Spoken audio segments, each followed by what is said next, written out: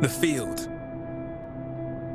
Every neighborhood has one. Grass, concrete, or dirt. The stage is the same.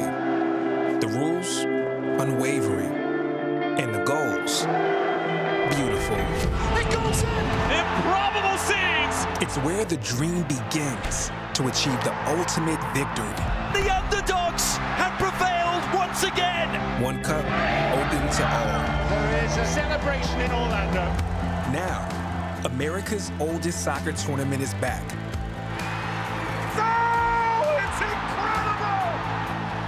The field doesn't care if you're a pro or trying to be one. It only asks, how bad do you want it? It's unbelievable! The Lamar Hunt U.S. Open Cup.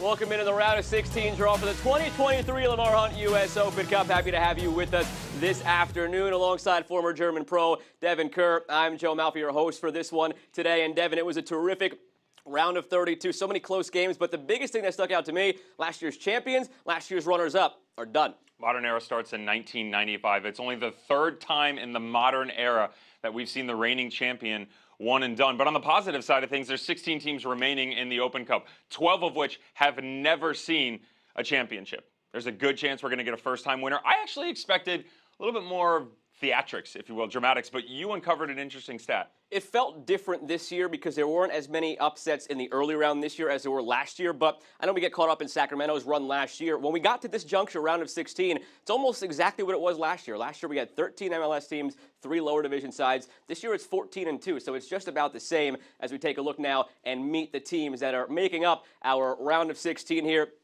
We'll get there in a moment as far as the bracket. There are 2 sides to things here. There's the left side, right side, west, east, whatever you want to call it. Central and west regions make up the west left side of the bracket. All MLS teams on this side of the affair. On the other side, as we flip over to the right side, the northeast to southeast, this is where you have your 2 lower division sides in Birmingham Legion and the Pittsburgh Riverhounds, welcomed by the other 6 MLS teams. So right now, before we get into the draw, before we get into any of that, so nobody accuses us of favoritism or knowing what's going on, this is where we're going to pick our favorite and our dark horse, and I'll give it to you first. We also haven't seen these beforehand, so I don't know who you're picking, you don't know who I'm picking. This is where we draw the line in the sand and social media goes nuts, Exactly. Right? All right, well, I'm going to have a little fun, and I think we saw a good representation of what this team was capable of last night.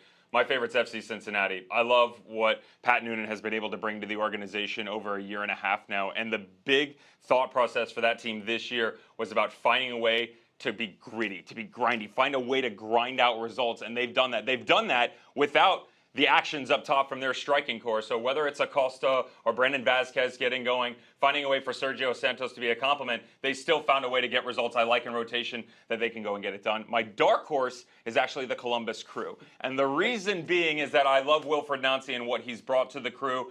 Aiden Morse is one of my favorite midfields, most efficient passer in MLS, by the way. Paired next to Darlington Nagbe, Zella Ryan up top. They've got a good goalkeeper. Their results are kind of up and down, but there's enough there to go and chase a title. You're a brave man. You put those 2 teams from that derby as your favorite. I have no idea what you're talking about. And you might have one of them gone. You can't hedge your bets here because depending on how these play out, they might play each other in this first round, and you might lose one. I started in the West, and that just seemed so easy and not fun. Let's root for chaos every single time. I hedged mine a little bit. My favorite is also in the East, and I go with Charlotte as my favorite. Actually, I gave you a little shtick for it, but I kind of did the same thing that you did. Both of my teams, just like yours, are also in the same region. Charlotte is my favorite here. I was very impressed with what I saw out of them. I had the call for their win over Orlando. Coming off the bench, they brought in Świderski and Józwiak, 2 DPs coming in. They linked up really well. Game changed when they came in. I think that Christian Latanzio has this team on the precipice of taking a leap, and this is a good tournament for that. They have a great home crowd as well at the Plex. They were terrific, sold-out crowd. They'll be at Bank of America for this round, and I'm very curious to see if they get a home game,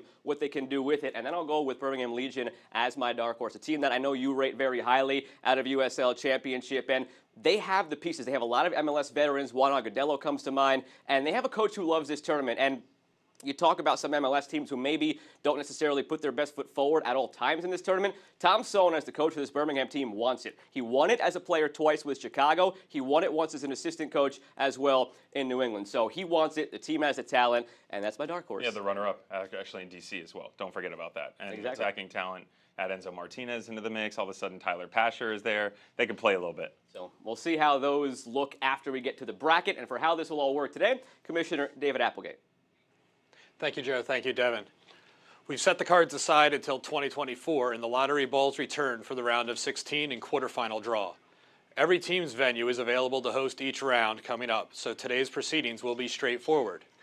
The first team drawn from each bowl will be placed in the first position in the bracket, H1.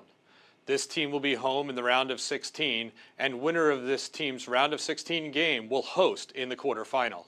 The second team drawn will be placed in H2 and will host in the round of 16. The third team drawn will be placed in the position A1 and face the team in the position H1. As we just noted, the winner of the H1 versus A1 matchup will be the home team in the quarterfinal round. And finally, the remaining team will be placed in position A2 and will be away in their round of 16 game to H2. The winner of this H2 versus A2 matchup will be the visiting team in the quarterfinal round. And finally, to be able to set the bracket all the way through our September 27th final, we can confirm that for the semifinal round, the 4 regional winners will be paired geographically as followed. The Northeast region with the Southeast, and the Central region with the West. That covers today's draw format. Now we'll get the draw started with the Central region. Take it away, Joe and Devin. All right, so our Central region has 4 teams from the center of America. We've got Austin FC and Houston Dynamo out of Texas, then Chicago Fire, 4-time winner, as well as Minnesota United. We want to highlight one team from each of these 4 regions as we take you through the draw. And Devin, the team you wanted to pick on here is Chicago, a team that's won this 4 times, a team that's in a bit of a turnover right now after just changing the head coach. Why is this tournament important for them, and why can they make a run? We mentioned they're a 4-time winner, right? And so the Ezra Hedgerson era, as we know it, is officially over. Junior Gonzalez follows suit, but they've got Frankie Klopas at the helm, and he's won it as a player. He's kind of that guy who just helps usher them into positive movements. Now, who takes care of it in the future? I don't know, but Chihos and Tehran on the back line, they can still defend with the best of them. They've got a young goalkeeper in Chris Beatty that can play. I look at Brian Gutierrez in the 10 spot. You may be looking at a new MLS star in a couple of years' time. This is a guy who can certainly play. Chris Mueller has seen some success, so that's a team I like to keep an eye on. We're not saying this team is going to win it, but it's certainly fun to talk about. Well, I'm back here because it's his turn to draw the balls, and going back to our last show, anybody who tuned in, I just realized now, like the foreground, background thing here, this makes me look even smaller than you do. I'm like 2 feet diagonally back to the left here, so maybe I'll step up a little bit, not look as bad here. So we'll start with the Central, and this will be the team that's placed in H1.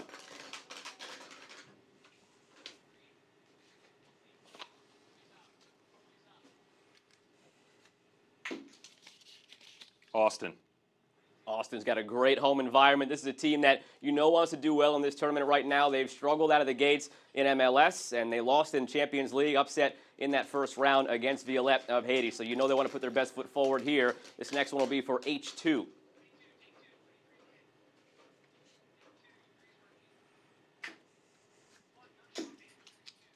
Houston Dynamo.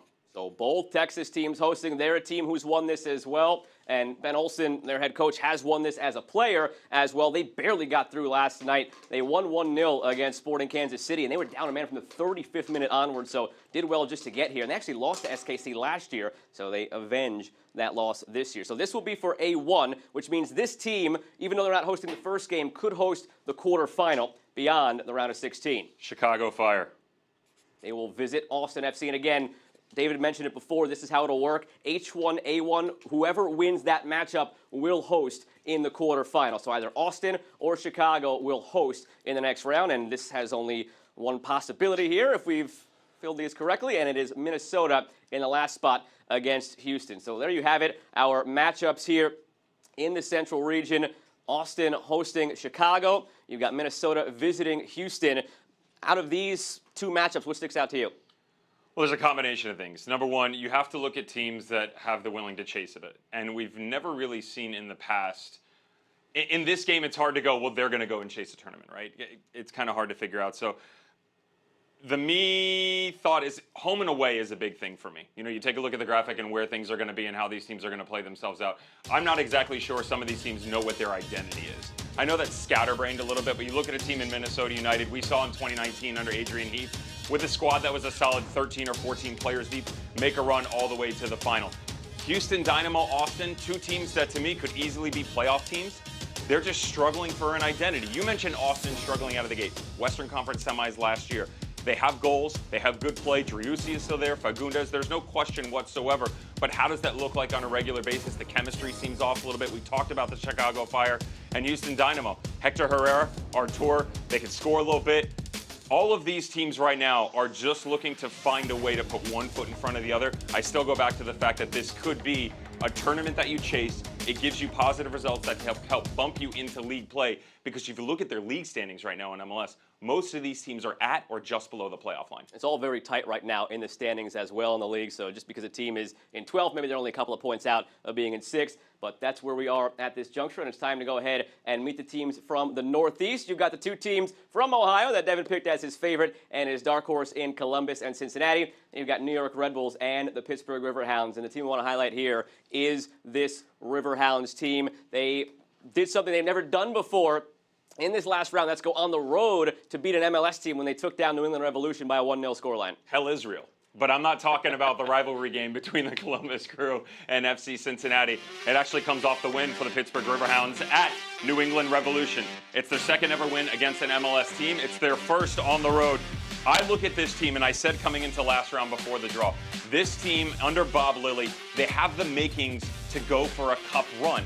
They're tight-knit, they work hard, they grind out performances better than anyone I've ever seen. And I look at the midfield. You look at Robbie Mertz, Danny Griffin, and Conrado Forbes. For me, that might be the best triumvirate in the entire USL Championship. And all you're looking for here is one game, 90 minutes. That team could get it done. Whether or not they will remains to be seen. And it would help them a lot, too, if they're home. So a lot of Pittsburgh Riverhounds fans are hoping that you draw them either first or second here, either into H1 or H2. You got to take note, though, of what they do usually for the World Cup. You got to spin it, then you show the blank hand to make sure that you're not, magnetic or anything, and then you open it up. Magnetic.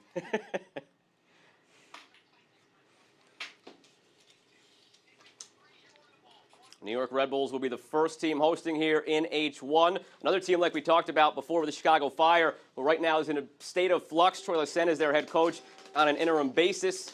Change was made last week to relieve Gerhard Struber of his duties. And this is now for H2. Pittsburgh Riverhounds. There you go. How about that? USL Championship team hosting here in the round of 16. Everything you just said about them, and now they get to be at home at Highmark Stadium, one of the best backdrops you'll ever see as far as the scenery from the camera side in a soccer match here in the U.S. Well, first team on the road in A1. FC Cincinnati. FC Cincinnati will visit New York Red Bull. I think a lot of people are upset that you didn't give us the Hell Israel Derby, but on the flip side, if both of those teams hold up their end of the bargain, now you can get that as a quarterfinal. And here we have Columbus. Columbus Crew. So Columbus will visit the Pittsburgh Riverhounds. They have sort of a connection in the past there, those two clubs, as far as former affiliations between USL, MLS, some loanees back and forth, a former partnership. So that has a bit of history there. And on the other side, Red Bull, in the same way you talked about with Chicago, they're using this to sort of bring things back up. They're near the bottom of the Eastern Conference standings right now. Very important tournament for them. I know this is a stretch, but you have to give Troy Lesesne a little bit of credit for the fact that the organization believes in him enough to give him the helm of this team. You mentioned it before. Troy Lesesne, 2019, New Mexico United, first year. I don't care what league you're in. To come in and make noise and go all the way to the quarterfinal of an Open Cup says something about not just his coaching ability, but what he can do within a locker room. Because when you get a managerial changeover, that's the first thing you're going to do, except he's already been there. He obviously has the belief and trust from the organization, and you better believe that some of the players are going to lean on him. That relationship with the first assistant usually pushes one way or the other. And from what I've heard and what I know of Troy Lesesne, it's quite favorable. Pittsburgh Riverhounds hosting Columbus Crew, that's an interesting place to play. You go to Highmark, all of a sudden you're looking around that turf field. It can play very interestingly. The bounces can be very favorable. Conrado Forbes has been around forever. He's going to have a heck of a job in that midfield that I talked about with Darlington Nagbe and Aiden Morris. and FC Cincinnati Red Bull. Could it be a more wide open game? At least that's what we're hoping for. FC Cincinnati, the most aggressive backline that I know. I mention them as my favorites, but I love it because of Mosquera, Miazga, and Nick Hagland. Their willingness to challenge the shape in front of them. Red Bull are going to stand there and say, bring it. We don't care who's coaching from the sideline. We are going to counteract it and punch back. There are only 4 teams, as you mentioned at the beginning, who have won this tournament, who are still remaining, and the only team in this group here that has won it before is Columbus. So we could have another team who makes a run, or we could have Columbus be among the repeat winners. So now we'll go on to the Southeast, still on the east side of the bracket, and in the Southeast you have Birmingham Legion, you got Charlotte FC, Inter Miami, and Nashville SC. These teams are all a bit of a mix here as far as who's in what type of form. We know that the home form for Charlotte and for Nashville is terrific, but Nashville in particular has been on a tear lately, 4 straight wins in all competitions. 7-0-1 when you look at the Open Cup play at home. So they haven't lost a game at home. And it's Gary Smith. Gary Smith, to me, is the modern day of the man that I just referenced, and I want to be really clear. I'm just talking about the tactical versatility in Bob Lilly. I just talked about the Pittsburgh Riverhounds. Gary Smith is so good about taking this diamond in the rough and molding him into a player that can become an organizational great. And then they add a DP. And then you add guys with this star-studded power. He grabs guys through trades. It doesn't matter what he does. They find a way to have success. We've seen them make 2 quarterfinal runs in the past 2 iterations of this tournament. All of a sudden, Nashville, to me, look like a real favorite, especially because of the teams around them and the draw that they might be able to get. Go for it. All you.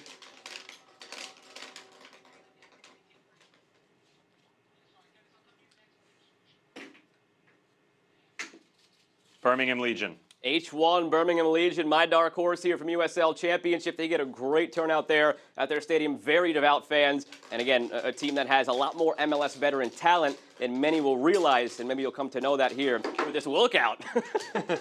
Got excited there. Blue's my favorite color, sorry. Settle down. There you go.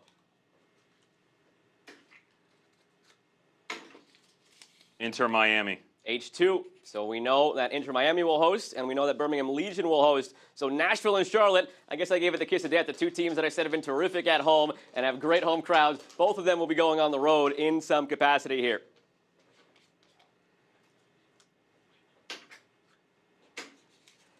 Charlotte FC. Charlotte visiting Birmingham here. And Charlotte was terrific in both their games at home here, this time against Tormenta, and then the last one against Orlando. But they're no strangers to going on the road. Last year, 2022, all 3 of their games were on the road, and they won 2 of them.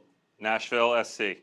Nashville at Inter Miami, 2 teams who have been on similar paths ever since they came into MLS because they joined in the same year, and now here they are 3 years later meeting in the same round against each other in Open Cup. It's a little bit odd that once again it's Open Cup time and Inter Miami are on a tear, right? We saw the slump at the beginning of last season, and the next thing you know, they're 4 games unbeaten. You know, all is right in South Florida. Joseph Martinez has 100 MLS goals, 2 a row against Atlanta United. Injuries have plagued that squad though, right? I mean, is there enough there? There's a lot of depth. There's a lot of youth, and I think it's the youth that you need to step up. David Ruiz was terrific in their MLS match last week against Atlanta United. He took a little bit of a dip in the form there in the Open Cup game against Charleston. If the youth can be at the level they need them to be, this is a team who could continue to make a run. But Nashville, they didn't even play Henny Mukhtar yesterday, and they look terrific. They're in dominant form right now. Okay, but let's jump to the other game, Charlotte and Birmingham, right? Because Charlotte for you was one of the favorites. It's my favorite and my dark horse. I'm in a bad spot. You don't care if they're home and away, right? Charlotte? You care where they play? Do not. It's obviously a lot tougher going to Birmingham, who I see as a dark horse. If they were home, I would say assuredly Charlotte. In Birmingham, I wouldn't be surprised if Birmingham gets past this. Statistically, I'm with you.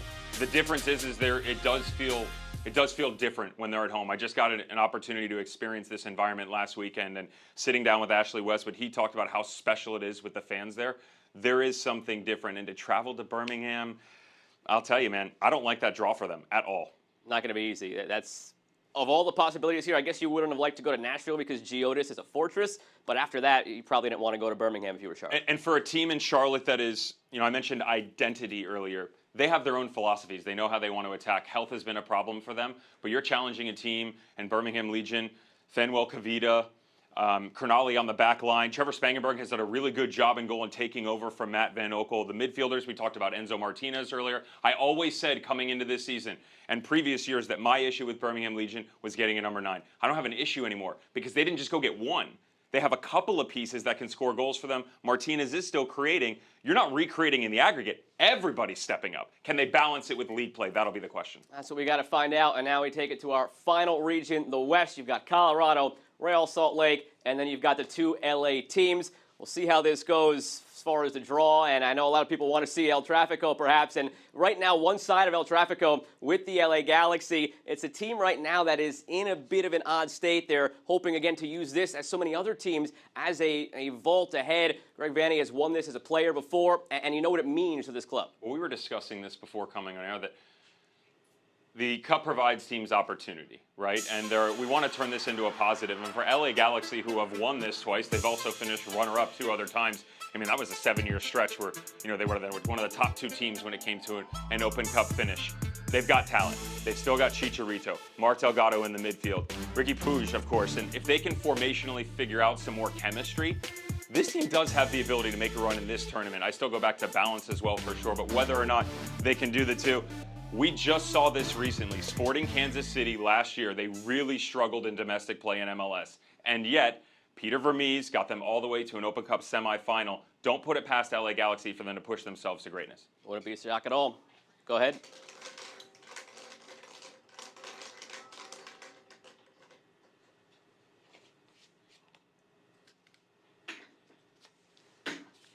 Colorado Rapids.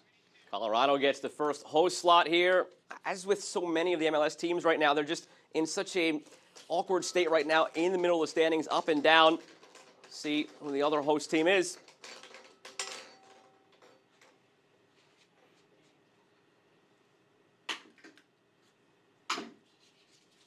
LAFC. So the El Tráfico possibility is still alive. LAFC, well done. I mean, one of the performances of the round. They basically used their entire MLS Next Pro roster because of their schedule congestion right now. They started 8 teenagers and used 11 overall in their win against Monterey Bay. 38-year-old goalkeeper ended up being the hero, scored a penalty, saved a penalty, and they're through and hosting.